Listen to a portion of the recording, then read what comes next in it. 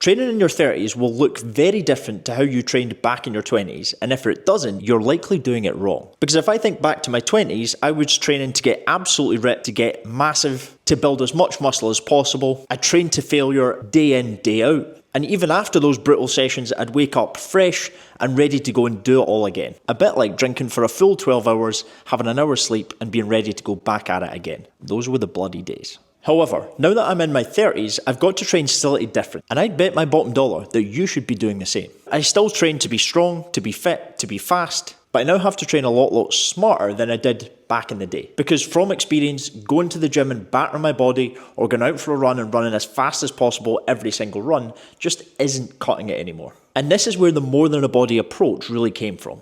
Now, don't get me wrong, this isn't an excuse not to train hard, because that still plays a massively important part, but it's about training hard at the right time, knowing when to push, knowing when to pull, focusing on the right things, and not just throwing as much shit at the wall as possible and hoping some of it sticks. So this video is going to be your 30s fitness reality check, and we're going in, helping you optimize your training, train smarter, not just harder, and see better results with minimal effort. Now, first of all, it's very important that you look at your training frequency, aka how often you're actually training. We already know that you've got work, you've got to-dos, you've got social events, you've got busy weekends, you've got maybe kids and a family. So not only do we know that training is something that you need to be consistent with, it's also got to look different to what it did 5-10 years ago when some of these things didn't exist. For example, that bodybuilding split where you did chest, arms, legs, back, biceps might have worked back in the day.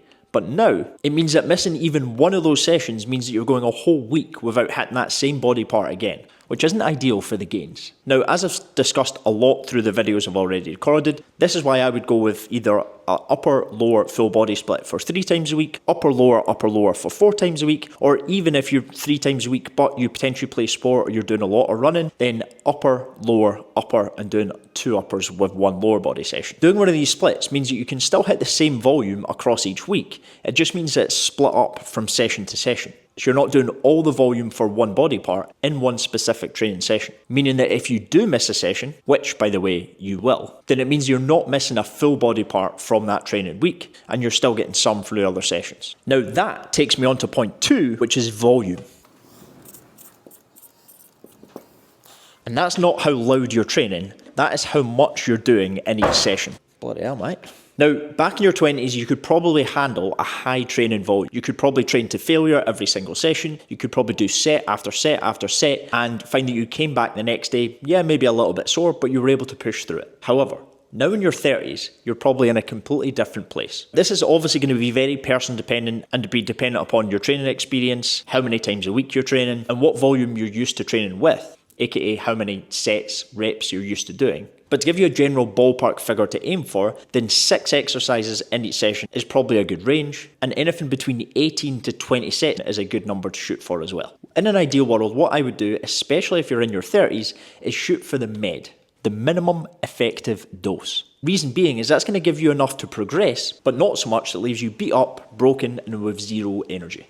This is something that I'll work with clients to assess as we go, and something they'll give me feedback on throughout our time working together, and it's also something that will improve over time, meaning you'll gradually be able to handle more work as you progress. Number 3 in your reality check is going to be what you should be focused on when it comes to running, when it comes to cardio, and how much you should be doing.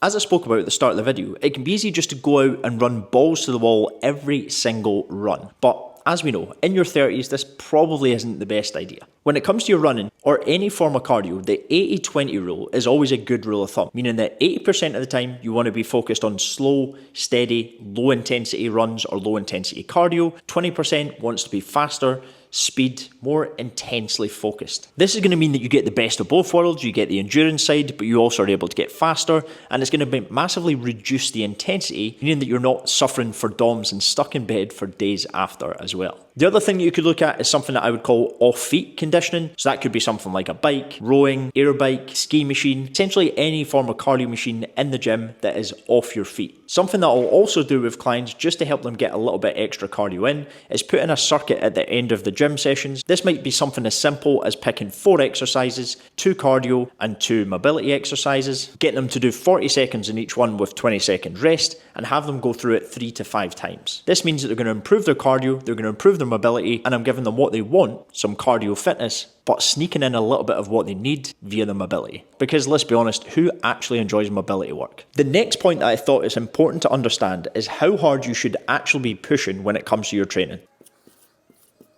Which, by the way, is a very good question, and actually it's, once again, person dependent. Because the reality is there's a fine line between not pushing enough so that you're not seeing any results, and pushing too hard you end up beat up, broken and injured. Now, when working with someone, I'll often get a good idea just from sort of knowing them, knowing what numbers they're lifting, and having a good understanding of them as a person. But a really good way of thinking about how hard you should be pushing in your sessions isn't necessarily to try and focus on increasing reps or increasing weight on every single exercise that you're doing in the gym, and it's actually just to have a few KPIs. Now, KPIs are key performance indicators, and these are probably going to be the first 1 or 2 exercises in each training session. Of course, you still want to progress the other exercises in these sessions, but knowing that the first 1 or 2 KPIs that you've picked out are going to be the most important is going to give you a focus and a real tangible way to measure progress as your training program progresses from block to block to block. Another way to think about how hard you should be training is an RPE scale, which means rate of perceived exertion. And a good place to focus on this is sitting anywhere between a 7 and a 9.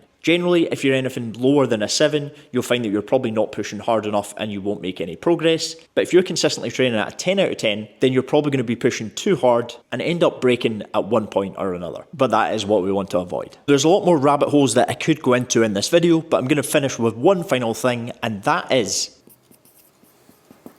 being flexible in your approach. Because not only is being flexible in your approach going to allow you to be more consistent, aka following a program that you can adjust based upon what you've got on and how busy you are and what time you've actually got, but it's also going to allow you to make better progress. Because all of a sudden you're flexible rather than saying, this is what I have to do to make progress. Old keys do not unlock new doors. Little quote of the day for you, which means what worked for you in the past doesn't necessarily mean that it's going to work for you today.